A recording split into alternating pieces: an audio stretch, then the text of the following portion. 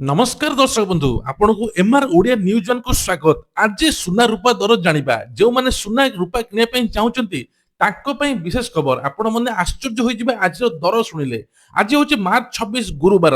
आज दर आपण को पूरा माइंड फ्रेश मध्ये कर दबो।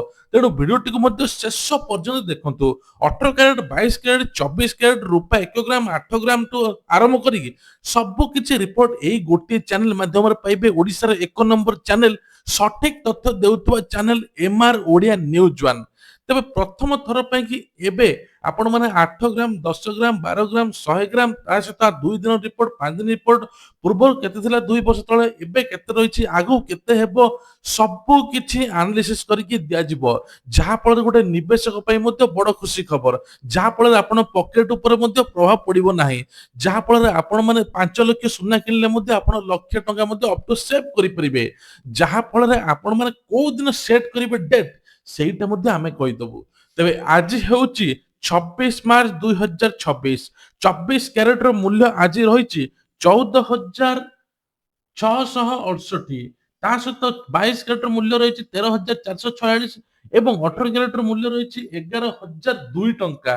ତ ବିଶେଷ କରି କୁହାଯାଉଛି ଏବେ ଆମେ ଡିଟେଲ୍ସ ଆନାଲିସିସ୍ କରିବା। 1 ଗ୍ରାମ ରହିଛି 14,666, 8 ଗ୍ରାମ ରହିଛି 1,17,344, 10 ଗ୍ରାମ ରହିଛି 1,46,680 ଏବଂ 100 ଗ୍ରାମ ରହିଛି 14,66,800। ପ୍ରିଭିୟସ୍ ରିପୋର୍ଟ ଏଷ୍ଟରଡେର ରିପୋର୍ଟ ମଧ୍ୟ ଦେଖି ଦିଅନ୍ତୁ। ଆଉ ଏପଟେ ଚେଞ୍ଜ କେତେ ହୋଇଛି ଦେଖି ଦିଅନ୍ତୁ। ଆପଣ ଯଦି ଜାଣିବା ପାଇଁ ଚାହୁଁଛନ୍ତି ସ୍କ୍ରିନଶଟ ମଧ୍ୟ ନେଇଯାଆନ୍ତୁ। ତେବେ କୁହାଯାଉଛି ଏଇଟା କେବଳ 24 କ୍ୟାରେଟ। 22 କ୍ୟାରେଟର ମଧ୍ୟ ସେମିତି ଜାଣିବା କେତେ ଗ୍ରାମ କେତେ ଅଛି, ଯାହାଫଳରେ ଆପଣ ପାଇଁ ବିଶେଷ ଲାଭବାନ ମଧ୍ୟ ହେବେ। 1 ଗ୍ରାମ ରହିଛି 13,446, 8 ଗ୍ରାମ ରହିଛି 1,07,568, 10 ଗ୍ରାମ ରହିଛି 1,34,460 ଏବଂ 100 ଗ୍ରାମ ରହିଛି 13,44,600। ତେବେ କୁହାଯାଉଛି କାଲି କେତେ ଥିଲା ଆପଣ ମାନେ ମଧ୍ୟ ଏଉଠୁ ମଧ୍ୟ ଦେଖିପାରିବେ। ତା ସହିତ ଆମେ ଯିବା ଚାଲନ୍ତୁ 18 କ୍ୟାରେଟ ଦାମ, ଯୋଉଟା କି ଏବେ ସମସ୍ତେ ଏଇଟାକୁ ଆପଣାଇଛନ୍ତି କାହିଁକି ନା ଟିକେ ଶସ୍ତା ମିଳୁଛି ଆଉ ଲୋକମାନେ ମଧ୍ୟ ସୁନା ପାଉଛନ୍ତି। 18 କ୍ୟାରେଟ ରହିଛି ଦେଖନ୍ତୁ 11,002 ଟଙ୍କା। 8 କ୍ୟାରେଟ ରହିଛି ମଧ୍ୟ ଏଠି 88,016 ଏବଂ 10 ଗ୍ରାମ ରହିଛି ଏଠି 1,10,20 ଏବଂ 100 ଗ୍ରାମ ରହିଛି 11 ଲକ୍ଷ। 8 କ୍ୟାରେଟ ଯୋଉ ମୁଁ କହିଲି ସେଟା 8 କ୍ୟାରେଟ ନୁହେଁ 8 ଗ୍ରାମ।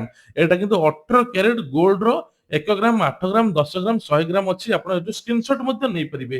ସବୁଠୁ ବଡ କଥା ହେଲା ଯେ 18 ଗ୍ରାମ ବା 18 କ୍ୟାରେଟର ଦାମ ଏବେ ବହୁତ କମିଛି।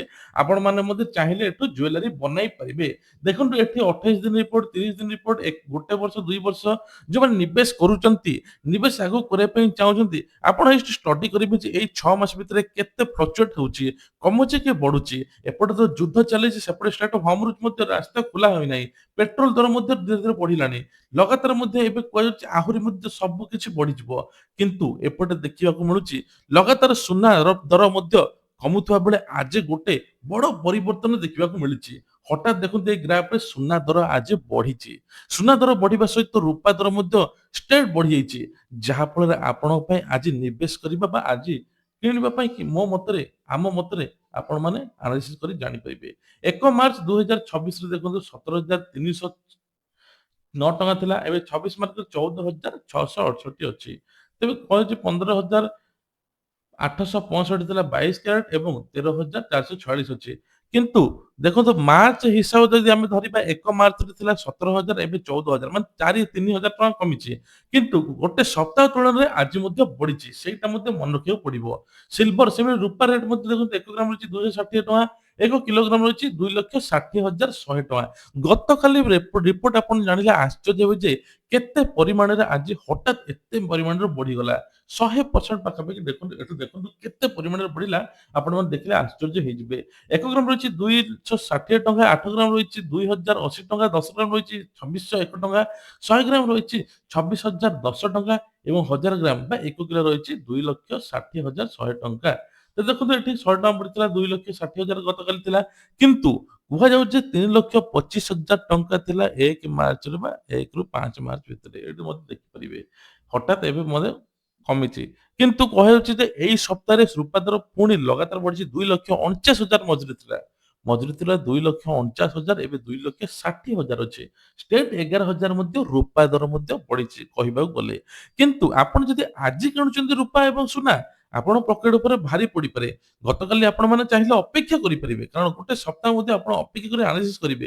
ଯୋଉ ଦିନ ଦେଖିବେ ରେଟ୍ କମିଛି 5,000 ରୁ 10,000 ବା 20,000 ଟଙ୍କା ଷ୍ଟ୍ରେଟ୍ କମିଛି ଆପଣ ଆଖି ବୁଜି ସୁନା ବା ରୂପା କିଣିପାରିବେ, ନିବେଶ କରିପାରିବେ।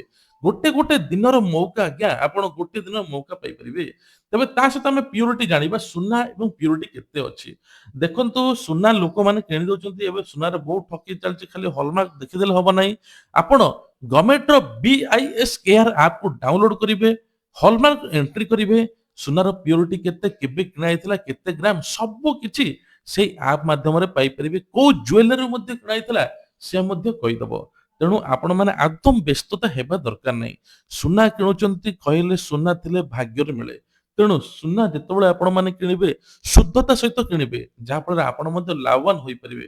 ସୁନା ଏକମାତ୍ର ଜିନିଷ ଯିଏକି ଆପଣଙ୍କ ସାଥ ମଧ୍ୟ ଥାଏ। ତେଣୁ ସୁନା କିଣିବା ପୂର୍ବରୁ ଆପଣମାନେ କେବେ ବି ପକେଟ ଉପରେ ପ୍ରଭାବ ପଡନ୍ତୁ ନାହିଁ। ଆପଣଙ୍କ ସାଥ ଅଛି ଓଡ଼ିଆ ନ୍ୟୁଜ୍ ୱାନ୍। ତା ସହିତ ଆପଣମାନେ ଗୋଟିଏ ସୁନ୍ଦର କମେଣ୍ଟ କରିଦେବେ ଯେ ବଜାରରେ ସୁନା ଦର କେତେ ରହିବା ଦରକାର। ଆଉ ଏଇଭଳିଆ ନ୍ୟୁଜ୍ ଏବଂ ବ୍ରେକିଂ ନ୍ୟୁଜ୍, ଟ୍ରେଣ୍ଡିଂ ନ୍ୟୁଜ୍ ସବୁ କିଛି ନ୍ୟୁଜ୍ ଦେଖିବା ପାଇଁ ହେଲେ ଓଡ଼ିଆ ନ୍ୟୁଜ୍ ୱାନ୍ କୁ ସବସ୍କ୍ରାଇବ କରିବା ପାଇଁ ଭୁଲିବେ ନାହିଁ। ଜୟ ଜଗନ୍ନାଥ।